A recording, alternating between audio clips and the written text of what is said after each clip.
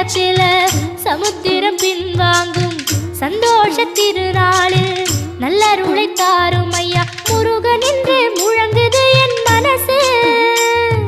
கடலை போல உன் கருணை பெருசு.